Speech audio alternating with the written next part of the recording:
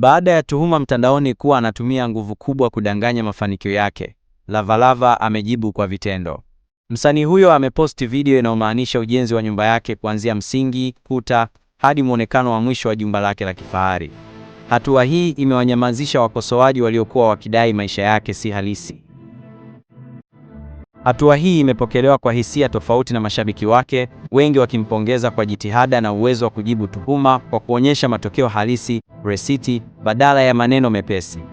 Je, wewe una mtazamo gani kuhusu hatua hii ya Lavalava? Dondosha maoni yako hapo chini na usisahau subscribe.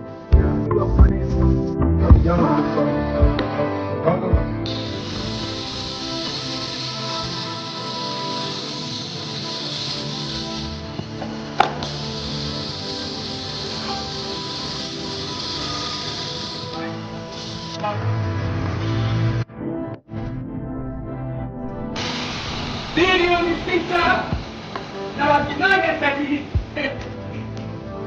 Leo nataka nipatangaze kwa hiyo tunajenga kwa laki 5 tu. Hii nyumba tumejenga yote kwa laki 5. Yeah.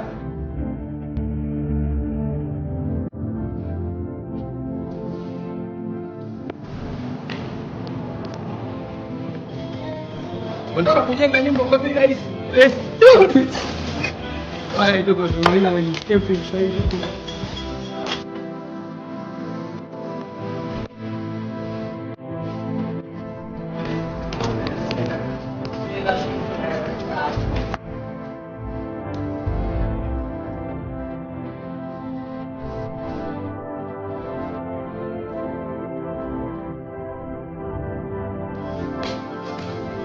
Wale ni job.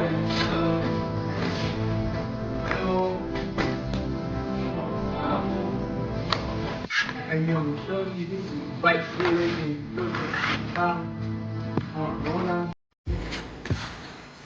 how big it is. This is our bike too. So excited for me. I love this place. You got it. Ukisafisha unakuwa kwa kazi sana. Mufti vipi? Kazi ni wapi? Ndio na mwanangu Mufti hapa. Kazi. Mama madude na maana chapa. Tuko vizuri, tumefika sehemu nzuri. Huu ni upande wa chini. Huku ni upande wa korofani. Huku unasemaje? Ni tautamu. Wale. Mnyama kabisa.